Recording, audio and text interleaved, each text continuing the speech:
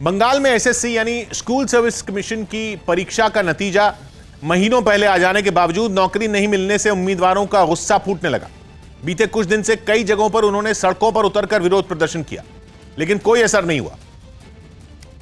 तो कई छात्राएं एक ग्रुप बनाकर सरकार तक अपनी आवाज पहुंचाने के लिए सिंगूर से निकल पड़ी, जिनका मकसद राज्य सचिवालय नबन्ना के सामने प्रदर्शन करना था। लेकिन जैसे ही पुलिस को भनक लगी, इन छात्राओं के स्टेशन से बाहर कदम रखते ही उन्हें घेर लिया गया। फिर तो मौके पर मौजूद जवानों ने इन्हें रोककर जबरन पुलिस की गाड़ियों में ठूसना शुरू कर दिया। इस जोर जबरदस्ती में एक छात्रा सड़क पर ही गिर पड़ी।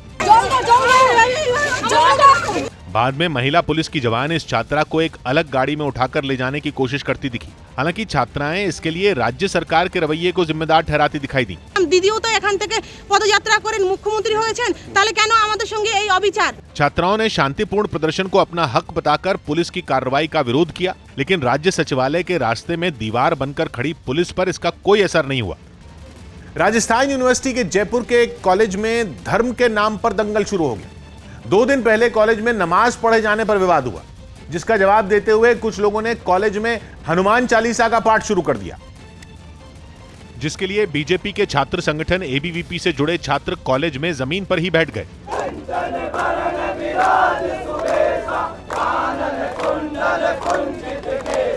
कॉलेज में 2 दिन से छात्र संगठनों के बीच इस मुद्दे पर तलवारें खिंची हुई हैं, इसीलिए पुलिस की तैनाती भी पहले से की गई थी। एबीवीपी से जुड़े छात्र बिरसा मुंडा की जयंती मनाने के नाम पर इकट्ठा हुए थे, लेकिन कॉलेज प्रशासन को पहले से बवाल की आशंका थी, इसलिए पुलिस को बुलाया गया था। कांग्रेस की सरकार थानों से मंदिर हटाती है और आज यहाँ पर हम लोगों को हमारे महापुरुषों की जयंती नहीं मनानी, ये हमारा अधिकार है और कोई गिरफ्तार करता है तो कर ले। हालांकि विवाद की जड़ में छात्रों के नमाज पढ़ने की घटना को माना जा रहा है, जिसे पहले ही रोक दिया गया था। छात्रों को नमाज पढ़ने से रोकने के खिलाफ एनएसयूआई के छात्रों ने धरना दिया था। कांग्रेस के छात्र संगठन एनएसयूआई ने एबीवीपी पर विवाद भड़काने का आरोप लगाया। संघ और आरएसएस से जुड़े हुए थे, इसलिए खुले में बैठे विद्यार्थी नमाज पढ़ते हुए से भी उन्हें आपत्ति हुई। हालांकि कॉलेज प्रशासन की कोशिश दोनों संगठनों से जुड़े लोगों को समझाकर झगड़ा खत्म कराने की रही। उत्तर प्रदेश के महोबा में अवैध शराब के खिलाफ चलाए गए छापेमारी अभियान से हड़कंप मच गया। महोबा के महोबकंठ इलाके में देसी शराब के अवैध कारोबार की जानकारी मिलने के बाद पुलिस पहुंची, तो जमीन में कुछ जगहों पर संदेह पैदा करने वाले छेद मिले। पुलिस वालों ने जब एक छेद से पाइप डालकर छोटे हैंडपंप को चलाना शुरू किया, तो इससे शराब बनाने वाला कच्चा माल निकलने लगा। फिर तो वहां मौजूद लोग हैरान रह गए और फौरन खुदाई करवाने का फैसला किया गया। अरे वो खोद रहा है, वो वैसे निकालने वाला है, उसको रहने दो, माल निकलेगा। माल नहीं, ड्रम से चाहिए ना, जेसीबी तो मंगाया है। इसके बाद इस इलाके में जमीन में बनाए गए सुराखों की तलाश शुरू हुई और फिर एक साथ कई संदिग्ध जगहों की खुदाई की गई। खेतों में की गई खुदाई से जमीन के नीचे दबाए गए एक के बाद एक कई ड्रम निकलने लगे। 4200 लीटर अवैध शराब बरामद हुई, साथ ही साथ 65 कुंटल लहन जो मिला था उसे नष्ट कराया गया। मुखबिर से मिले सुराख सटीक निकलते ही पुलिस ने जांच का दायरा बढ़ा दिया। प्रधानमंत्री नरेंद्र मोदी ने भोपाल के नए रेलवे स्टेशन का उद्घाटन किया। भोपाल के रेलवे स्टेशन को नए सिरे से एयरपोर्ट जैसी सुविधाओं के साथ विकसित किया गया है। रेलवे स्टेशन को नए सिरे से विकसित करने के बाद इस रेलवे स्टेशन का नाम हबीबगंज रेलवे स्टेशन से बदलकर महारानी कमलापति रेलवे स्टेशन रखा गया। जहां पहुंचते ही प्रधानमंत्री नरेंद्र मोदी ने स्टेशन की सुविधाएं देखी। अलग अलग जगहों पर अधिकारियों के साथ पहुंचकर वो बारीकी से स्टेशन का एक एक कोना देखते रहे। उनके साथ मध्य प्रदेश के मुख्यमंत्री शिवराज सिंह चौहान भी रहे। स्टेशन को नए सिरे से विकसित करने में 5 साल का वक्त लगा। यात्रियों की सुरक्षा और सुविधा दोनों को ध्यान में रखकर बनाया गया ये स्टेशन देश का पहला ISO 9001 सर्टिफाइड स्टेशन है। टैक्स पेयर का असली सम्मान है।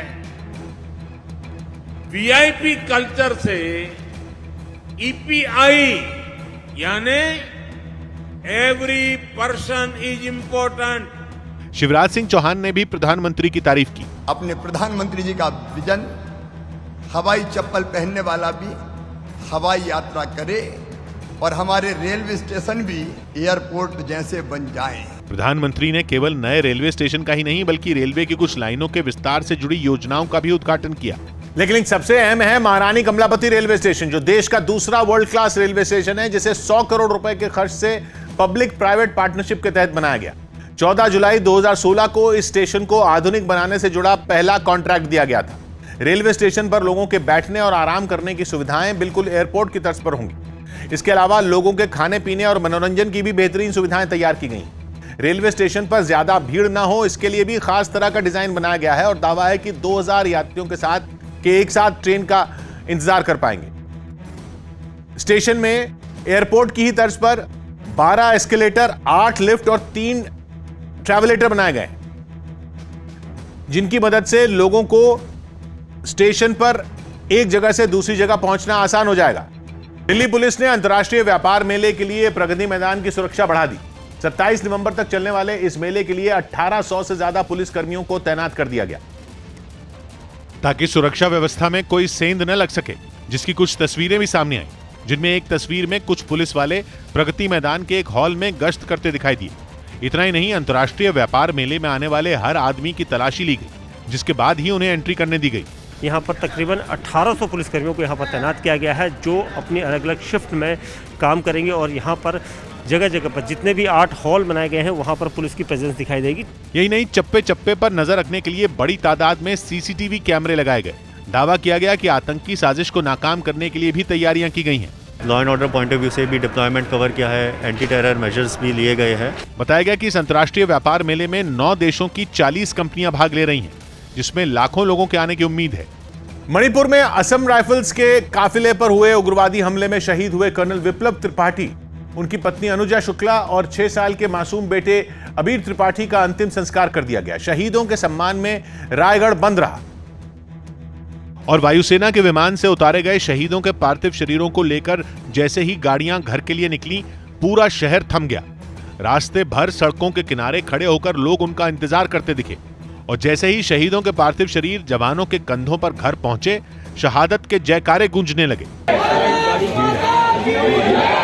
शहीदों को अंतिम संस्कार के लिए ले जाने से पहले उनकी अंतिम यात्रा निकली और अंतिम दर्शन के लिए पार्थिव शरीरों को रामलीला मैदान ले जाया गया, जहां मेले जैसा मंजर दिखा। यहां से शहीदों के पार्थिव शरीर को अंतिम संस्कार के लिए मुक्तिधाम लाया गया, जहां सैनिक सम्मान के साथ उन्हें आखिरी विदाई दी गई। बंदूकें झुकी, सलामी के लिए हाथ उठे, शोक के बिगुल फूंके गए और अंत में आसमान की तरफ चली गोलियों से शहीद की वीरता का गौरवगान हुआ। लेकिन इन रिवाजों के बाद जब शहीद के माता पिता आखिरी दर्शन के लिए पहुंचे, तो पिता की आंखों में आंसू दिखे और मां बदहवास होकर लड़खड़ा पड़ी। कलेजा चाक करने वाली इन तस्वीरों के बाद शहीद कर्नल विप्लव के छोटे भाई ने जैसे ही मुखाग्नि दी, एक साथ 3-3 चिताएं धधक उठी। शनिवार को मणिपुर में सेना पर हुए उग्रवादी संगठनों के हमले से जुड़ी कुछ हैरान करने वाली जानकारियां सामने आई। हमले की शुरुआती जांच में ही साफ हुआ है कि उग्रवादियों की मदद कर चीन कोई बड़ी साजिश रचने की कोशिश में लगा है और इस बात की खबर तब लगी जब सेना ने उग्रवादियों के खिलाफ ऑपरेशन छेड़ दिया। पूरे पूर्वोत्तर में असम राइफल्स के जवानों ने उग्रवादी संगठनों के खिलाफ ऑपरेशन चलाया, जिसके तहत उग्रवादियों से एक मुठभेड़ अरुणाचल प्रदेश के लॉकडिग जिले में हुई, जब जवानों ने 3 उग्रवादियों को मुठभेड़ के बाद ढेर कर दिया। इन तीनों के पास जो राइफल मिली, उनसे कुछ अहम जानकारियां मिली, क्योंकि उनमें एक रूस में बनने वाली AK राइफल थी, दूसरी जर्मनी में बनने वाली HK राइफल थी और तीसरी चीन में बनने वाली MQ राइफल। चीन में बनी राइफल उग्रवादियों से बरामद होने का मतलब साफ समझा जा रहा है कि चीन अब भारत में उग्रवाद को बढ़ावा देने की साजिश रच रहा है। माता अन्नपूर्णा की मूर्ति 108 साल बाद उत्तर प्रदेश के वाराणसी पहुंची। इस मूर्ति को कनाडा से भारत लाया गया।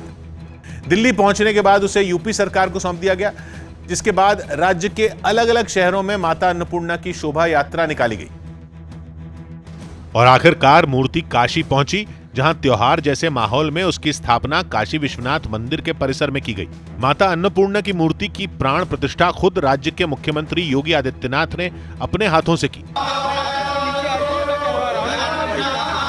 इस खास मौके पर पूरे मंदिर को फूलों से सजाया गया, ढोल नगाड़े बजाए गए। यही नहीं, मूर्ति के मंदिर पहुंचने से पहले ही योगी आदित्यनाथ वहां पहुंच गए और जैसे ही माता अन्नपूर्णा की मूर्ति मंदिर के मेन गेट पर पहुंची, योगी आदित्यनाथ खुद उठकर वहां गए और उन्होंने माता की मूर्ति की आरती उतारी। आरती के बाद उन्होंने पालकी अपने कंधों पर रखी और उसे काशी विश्वनाथ मंदिर के परिसर के अंदर लेकर आए, जहां उन्होंने विधि विधान से मूर्ति की प्राण प्रतिष्ठा की। ये मूर्ति 108 साल पहले चोरी हो गई थी, जिसे कनाडा में एक प्रदर्शनी के दौरान एक भारतीय मूल की महिला ने पहचाना था, जिसके बाद भारत सरकार ने उसे वापस लाने की कोशिश शुरू कर दी थी। और आखिरकार कोशिश रंग लाई और माता अन्नपूर्णा की मूर्ति अपनी असली जगह यानी कि काशी पहुंच गई। मूर्ति की शोभा यात्रा जब वाराणसी पहुंची तो ढोल नगाड़े और शहनाई बज उठी। इस दौरान कीर्तन करने वाले आगे आगे चलते रहे, साथ ही लोगों को भी मूर्ति के दर्शन के लिए बुलाया गया।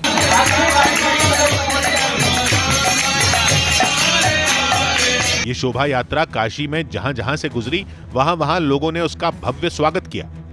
पाकिस्तान के प्रधानमंत्री इमरान खान को जल्द ही कुर्सी छोड़नी पड़ सकती है, क्योंकि इमरान खान और सेना प्रमुख जनरल कमर जावेद बाजवा के बीच खुफिया एजेंसी ISI के मुखिया की तैनाती पर जारी विवाद और गहरा गया है, जिसके बाद सेना ने प्रधानमंत्री इमरान खान को कुर्सी से हटाने की पूरी तैयारी कर ली।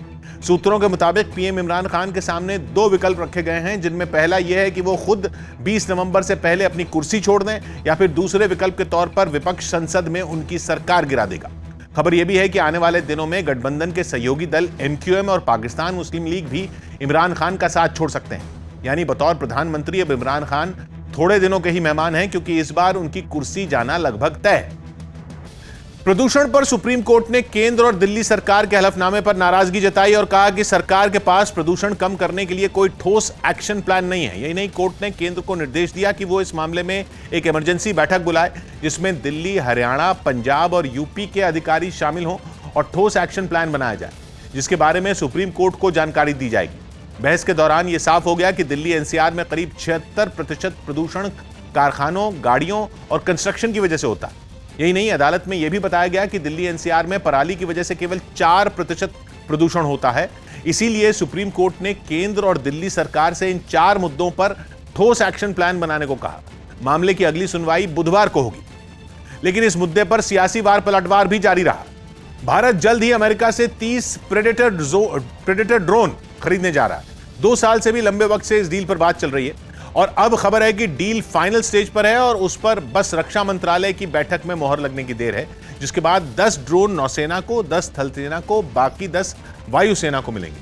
21,000 करोड़ रुपए के ये ड्रोन चीन और पाकिस्तान के माथे पर पसीना लाने के लिए काफी हैं, क्योंकि ये ऐसे जासूस हैं जिनके जरिए भारत अपने दोनों पड़ोसियों पर पैनी नजर तो रखेगा ही, ये ऐसे हथियारबंद ड्रोन भी हैं जिनमें हवा से जमीन पर निशाना साधने वाली मिसाइलें फिट की जा सकती हैं। यानी ये भारतीय सेना के लिए दुश्मन का शिकार भी करेंगे। इसी वजह से इनका नाम प्रेडेटर रखा गया है। अगर ये ड्रोन भारत को मिल गए तो ये बहुत बड़ा गेम चेंजर साबित होगा, क्योंकि अभी भारत दुश्मन देश की सेना की सिर्फ जानकारी जुटाने के लिए, उस पर नजर रखने या उसके इलाके के मिलिट्री सर्वे के लिए ड्रोन ऑपरेट करता है। हथियार के तौर पर भारत ड्रोन का इस्तेमाल नहीं करता। लखनऊ से एक हैरान करने वाला वीडियो सामने आया। वहां बसें नहीं मिलने से नाराज कई छात्रों ने जमकर हंगामा किया। एक दिन पहले ये सभी छात्र यूपी के अलग अलग जिलों से NDA की परीक्षा देने के लिए वहां पहुंचे थे और जब उन्हें घर लौटने के लिए गाड़ियां नहीं मिली तो वो भड़क गए और उन्होंने सड़कों पर उतरकर हंगामा करना शुरू कर दिया। इतना ही नहीं, कुछ छात्र तो बसें मुहैया करवाने की मांग करते हुए बीच सड़क पर ही बैठ गए, जिससे वहां से गुजरने वाले लोगों को काफी परेशानी हुई। हालात और न बिगड़े इसलिए कुछ पुलिस वाले हंगामा कर रहे छात्रों के पास पहुंचे और उन्हें समझाने की कोशिश की। इस दौरान वहां तीखी बहस भी हुई, लेकिन पुलिस ने नाराज छात्रों को इस बात पर राजी कर लिया कि कुछ देर में बसों का इंतजाम कर दिया जाएगा। हम लोग 10 मिनट वेट कर लेंगे, 10 मिनट। देर रात तक इसी तरह गुस्साए छात्र सड़क पर डटे रहे। हालांकि बाद में उनके लिए गाड़ियां मुहैया करवा दी गईं और वो लोग अपने घरों के लिए रवाना हो गए।